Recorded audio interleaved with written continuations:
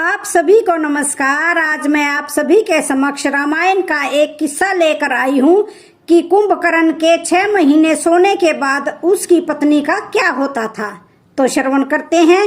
रामायण का एक प्रमुख पात्र था कुंभकर्ण, जो कि दशानन रावण का छोटा भाई था। रावण का यह भाई इतना विशाल और भयंकर था कि एक दिन में कई गांवों का भोजन वह अकेला ही खा जाता था।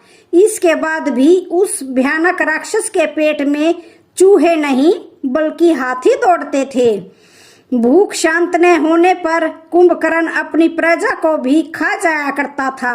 ब्रह्मा जी भी कुंभकर्ण की शक्ति से परेशान थे, क्योंकि उन्हें इस बात का पता था कि आज नहीं तो कल कुंभकर्ण की भूख की वजह से दुनिया में हाहाकार मच जाएगा।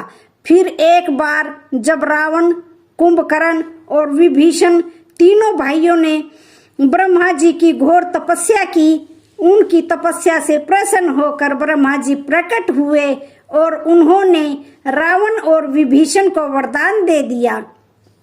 फिर ब्रह्मा जी ने कुंभकर्ण से कहा कि तुम क्या वरदान मांगना चाहते हो। इस पर कुंभकर्ण ने सोचा कि वह इंद्रासन मांगेगा और वह एक योद्धा बन जाएगा, लेकिन ब्रह्मा जी को पहले से ही पता था कि कुंभकर्ण वरदान में क्या मांगेगा।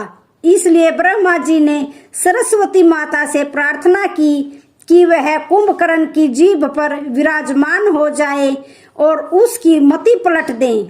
और सरस्वती माता ने ऐसा ही किया। जब कुंभकर्ण ने ब्रह्मा जी से वरदान मांगा तो वरदान मांगते समय देवी सरस्वती कुंभकर्ण की जीभ पर विराजमान हो गई और परिणाम यह हुआ कि कुंभकर्ण ने इंद्रासन मांगने की जगह पर निद्रासन मांग लिया। ब्रह्मा जी मुस्कुराए और उन्होंने तथास्तु कह दिया ताकि सृष्टि की रक्षा हो सके। लेकिन जब यह बात रावण को पता चली तो उसने सोचा कि वरदान के अनुसार तो कुंभकर्ण हमेशा सोता ही रहेगा। इसलिए रावण ने ब्रह्मा जी से विनती की कि कुंभकर्ण को 6 महीने सोने और 6 महीने जागने का वरदान दें। रावण की विनती सुनकर ब्रह्मा जी ने कुंभकर्ण को 6 महीने सोने और 6 महीने जागने का वरदान दिया, जिससे कुंभकर्ण 6 महीने सोता था और 6 महीने जागता था। इस वरदान के बाद कुंभकर्ण सो गया और जब वह 6 महीने बाद उठा तो पूरी लंका में हाहाकार मच गया, क्योंकि उसका शरीर किसी बड़े पहाड़ की तरह था।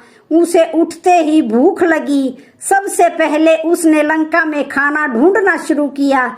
उसने लंका की वाटिकाओं से फल तोड़कर खाए, लेकिन फिर भी उसका पेट नहीं भरा। तो उसने लंका से बाहर निकलकर लोगों को खाना शुरू कर दिया।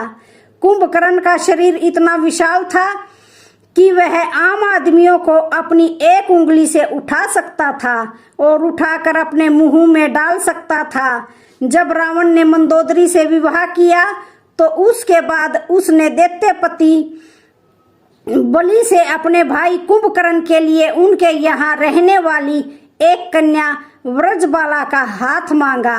व्रजबाला बलि की पुत्री थी और बलि विरोचन का पुत्र था। वामन अवतार में जब भगवान विष्णु ने बलि से 3 पग धरती मांगी थी तो उस समय व्रजबाला वहां मौजूद थी और इन सब को देखने के बाद व्रजबाला एक बलशाली कन्या बन गई थी।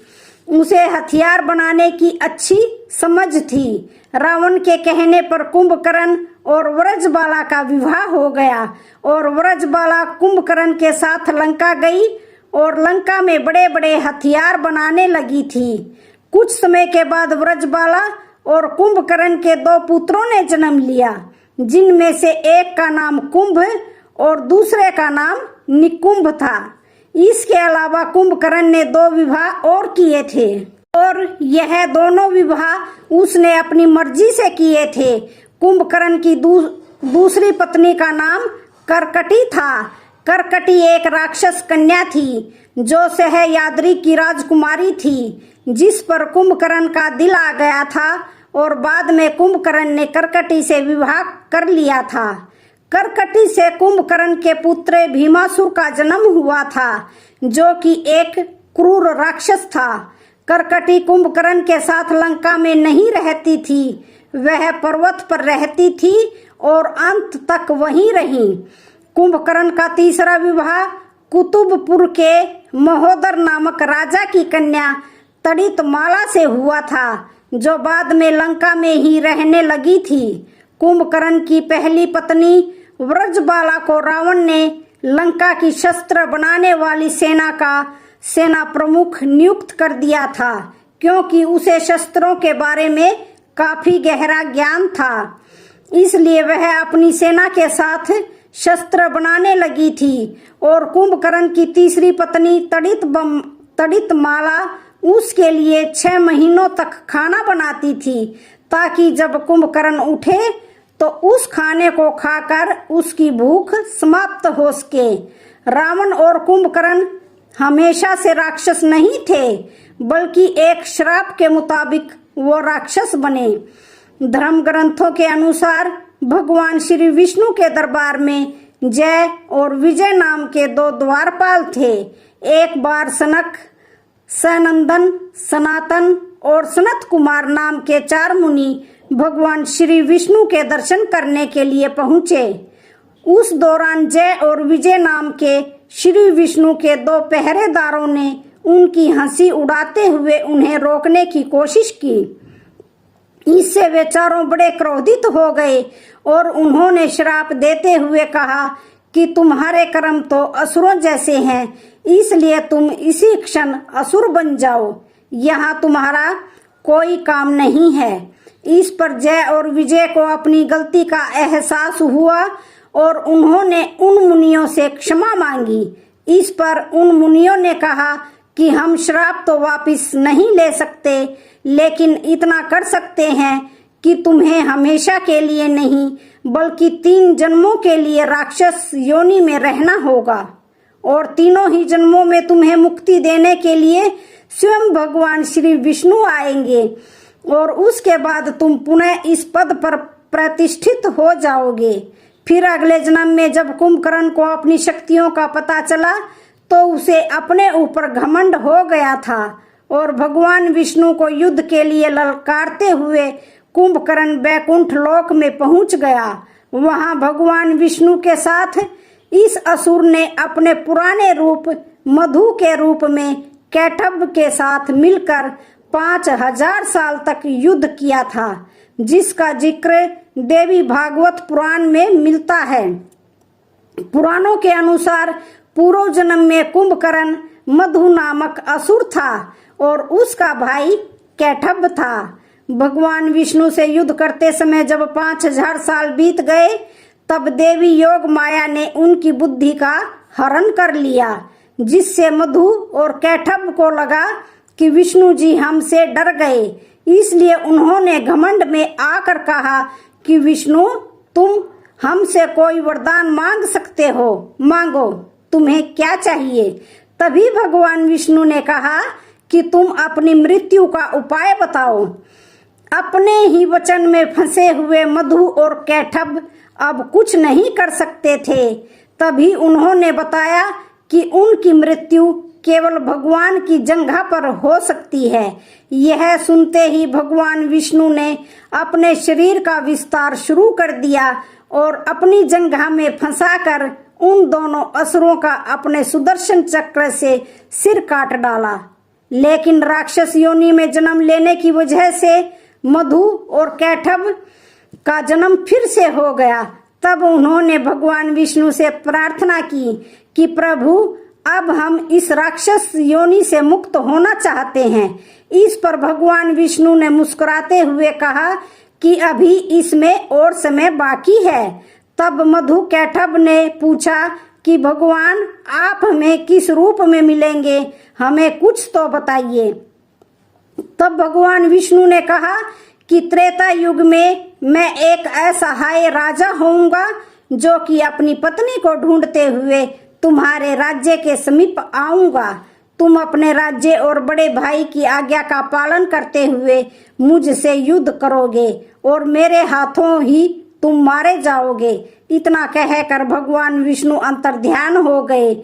कुंभकर्ण को कुंभकर्ण बनने का वरदान भगवान विष्णु ने उसको उसके पिछले जन्म में ही दे दिया था। त्रेता युग के समय रामायण में भी कुंभकर्ण के पूर्व जन्म का उल्लेख मिलता है। असल में एक ऋषि के श्राप के कारण कुंभकर्ण जंगल में भटक रहा था। उसी समय वहां पर भगवान विष्णु के रूप में एक चरवाहा आया, जिसकी कुंभकर्ण से लड़ाई होने लगी। कुंभकर्ण इतना बलशाली था कि भगवान विष्णु से हार मानने का नाम ही नहीं ले रहा था और कुंभकर्ण ने भगवान विष्णु से एक लंबा युद्ध किया। जब भगवान विष्णु ने देखा कि कुंभकर्ण हार नहीं मान रहा है, तब भगवान विष्णु ने असली रूप में आकर अचानक उसका हाथ पकड़ लिया, जिसे देखकर कुंभकर्ण ने उनसे कहा कि भगवान, आपने कहा था कि आप ही इस राक्षस योनि से मुझे मुक्त करेंगे, इसलिए मैं आपको ढूंढते हुए इन जंगलों में भटक रहा हूँ। उसी समय भगवान विष्णु ने कहा कि तुम मुझे मत ढूंढो, जब समय आएगा तो मैं तुम तक स्वयं ही पहुंच जाऊंगा। इसके बाद भगवान विष्णु ने श्री राम का अवतार लिया और अयोध्या नगरी को धन्य किया। कुंभकर्ण के बारे में कहा जाता है कि वह दूरदर्शी था और उसे पहले से ही पता था कि श्री राम कब लंका में आकर उसका उद्धार करेंगे, लेकिन अपने उद्धार से पहले उसने अपने भाई होने का भी धर्म निभाया। असल में जब श्री राम ने माता सीता के लिए लंका पर चढ़ाई की और लंका की सेना से युद्ध करने लगे, तो यह सब देखकर रावण ने अपने भाई कुंभकर्ण को जगाया। तब बड़ी ही मुश्किल से कुंभकर्ण के जागने के बाद रावण ने पूरी बात कुंभकर्ण को बताई। तब कुंभकर्ण ने रावण को समझाते हुए कहा कि भ्राता, आपके पास 5 कन्याओं में पूजित दुनिया की सबसे सुंदर कन्या मंदोदरी है, जो कि आपकी धर्मपत्नी है और मेरी माता समान भाभी है। इसके बाद भी आप जंगल में भटकते हुए वलकल पहने हुए एक स्त्री का हरण करके अपने राज्य में ले आए और उसे अपनी भार्या बनाना चाहते हैं।